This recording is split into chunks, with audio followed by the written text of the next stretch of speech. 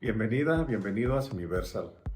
Hablemos de otro riesgo global, el riesgo que representan las enfermedades en una escala masiva. Y esta escala es la pandemia, que se define como enfermedad que se ha extendido por varios países, continentes o todo el mundo, y que generalmente afecta a un gran número de personas. El nivel previo a la pandemia es la epidemia, la cual se define como enfermedad que se propaga rápida y activamente, aunque se mantiene en un área geográfica concreta. A lo largo de nuestra historia, la humanidad ha padecido y pagado el costo en millones de vidas en eventos masivos como la plaga de Justiniano, la peste negra, la viruela, la gripe española, el VIH-Sida y otras enfermedades endemias como la malaria, la tuberculosis, el cólera y el sarampión que siguen cobrando vidas. Por supuesto, debemos hablar de la pandemia más reciente, la de COVID-19, declarada como pandemia por la OMS, Organización Mundial de la Salud, el 30 de enero del año 2020.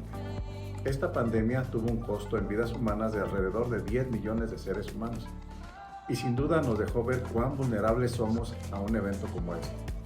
Sin duda podríamos pensar que con los avances en ciencia y tecnología que hemos alcanzado estaríamos mejor preparados, pero no fue así. ¿En qué fallamos? ¿Por qué el virus se propagó tan rápido y causó tantas muertes? Lo resumo en 5 aprendizajes muy importantes. Primer aprendizaje: fallas estructurales del sistema global de salud. Esto es la falta de coordinación internacional. La OMS advirtió sobre la emergencia sanitaria en enero del 2020, como ya mencionamos. Sin embargo, cada país actuó por separado. No hubo mecanismos vinculantes globales que obligaran a los gobiernos a seguir protocolos comunes básicos. El resultado: fronteras abiertas, retrasos en aplicar las cuarentenas, así como medidas dispares y confusión mundial. También los sistemas de vigilancia insuficientes. El virus circuló durante semanas antes de ser identificado.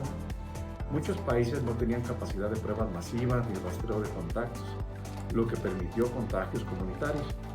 Además, hubo demora en el intercambio de datos genéticos y epidemiológicos, sobre todo entre países con menos recursos. Segundo aprendizaje: fallas en las políticas públicas y en la comunicación, como la subestimación del riesgo inicial. Algunos gobiernos minimizaron el peligro para evitar pánico o impacto económico. Se dieron mensajes contradictorios, decían: no es nada grave, es solo una gripe, salgan y abrácense, ¿recuerdan? Esto socavó la prevención pública y postergó las acciones efectivas. Se perdió tiempo crítico para cerrar aeropuertos, aislar casos y preparar hospitales, además de una desinformación y politización. Las redes sociales se llenaron de fake news, curas falsas, teorías conspiratorias y desconfianza hacia la ciencia. Esto provocó resistencia a la vacunación y el uso de cubrebocas, ampliando la propagación. En muchos países, el debate sanitario se convirtió en una guerra ideológica, no en una estrategia unificada. El tercer aprendizaje: fallas en la capacidad de respuesta sanitaria. Sistemas de salud frágiles y desiguales. La pandemia evidenció la desigualdad estructural. Hospitales sin oxígeno, sin camas ni equipo de protección. Muchos países habían recortado inversión en salud pública durante años. Por otro lado, el personal médico trabajó bajo condiciones extremas y sin la protección adecuada, siendo México el país con mayor número en decesos del personal médico en el mundo, además de un acceso desigual a las vacunas. Aunque las vacunas se desarrollaron con rapidez, siendo un logro científico histórico, su distribución fue profundamente desigual. Países ricos acapararon dosis, mientras África, América Latina y Asia del Sur esperaron meses. Según la ONU, en 2021, el 75% de las dosis se concentró en solo 10 países. Cuarto aprendizaje: el factor de la biología del virus en un mundo globalizado, la alta transmisibilidad del SARS-CoV-2. El virus se transmite por aire y puede ser contagioso incluso en personas sin síntomas. Esta característica lo hizo mucho más difícil de controlar que epidemias anteriores como el ébola o el SARS-1. Por otro lado, en un mundo hiperconectado, vuelos internacionales, comercio global y movilidad masiva permitieron que el virus diera la vuelta al mundo en menos de 3 meses.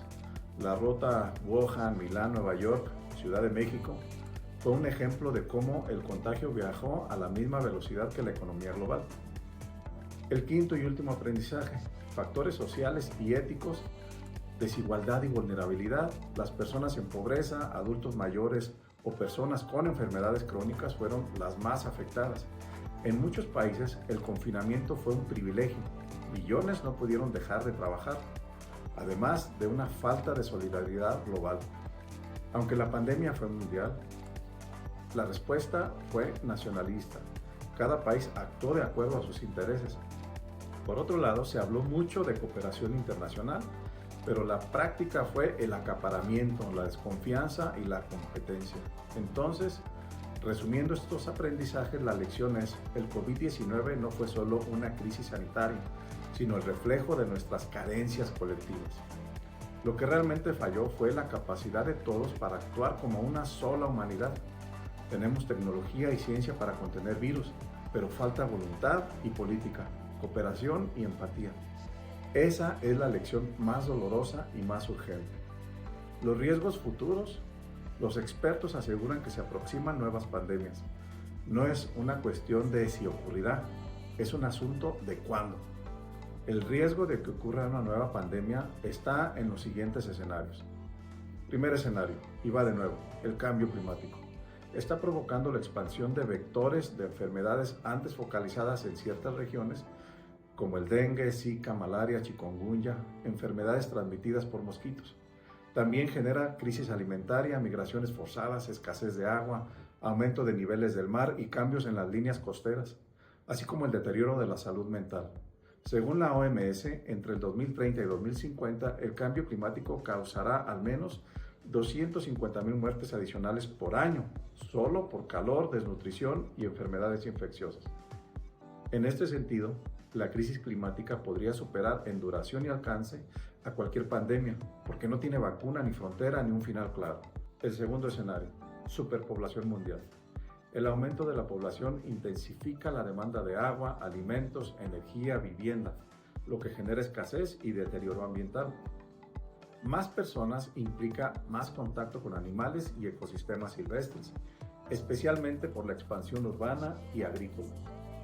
Este contacto incrementa las probabilidades de que virus de animales salten a los humanos.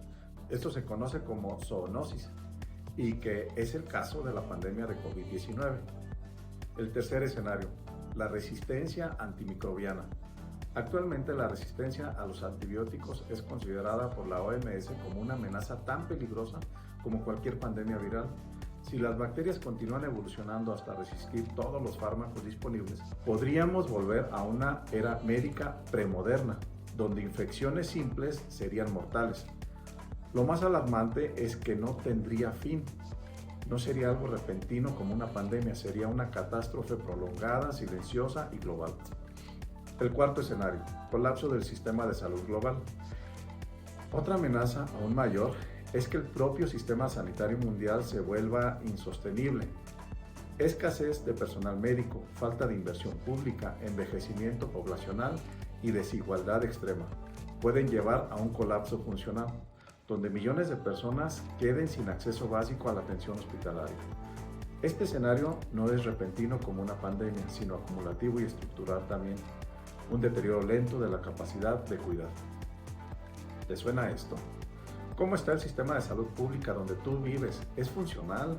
¿Tiene todos los medicamentos requeridos? Quinto escenario: riesgos biotecnológicos y de laboratorio. El avance de la biotecnología abre puertas fascinantes, pero también riesgos inéditos. Un error o uso indebido en manipulación genética o bioingeniería podría liberar agentes patógenos más peligrosos que los naturales. Las armas biológicas o los experimentos sin control ético representan una amenaza global comparable o incluso superior a una pandemia natural. Por ello, la OMS y la ONU promueven marcos de bioseguridad y gobernanza científica global para evitar pandemias creadas por el hombre. Concluyo reforzando mi convicción en que la solución a estos problemas parte de la acción de cada uno de nosotros, de cada ciudadano, tomando conciencia del momento que vivimos, haciéndonos responsables de nuestros actos, de nuestras decisiones y, por supuesto, de qué presente queremos vivir y qué futuro pretendemos heredar a las siguientes generaciones. La solución la tenemos hoy, exigiendo y cuestionando a las autoridades. No aceptar sistemas de salud pública deficientes, no aceptar carencias en los servicios, no aceptar agendas de consulta de meses. La salud no es de espera, es de atención inmediata. ¿Cuántas personas se han dejado su vida esperando recibir atención médica? No aplaudas ni agradezcas por un medicamento o por una atención médica o por calidez en esta atención. Es la obligación que nos la brinden de esa forma. Que los gobiernos se preocupen y ocupen en que así sea. Pensemos, actuemos y exijamos. Gracias por escucharme.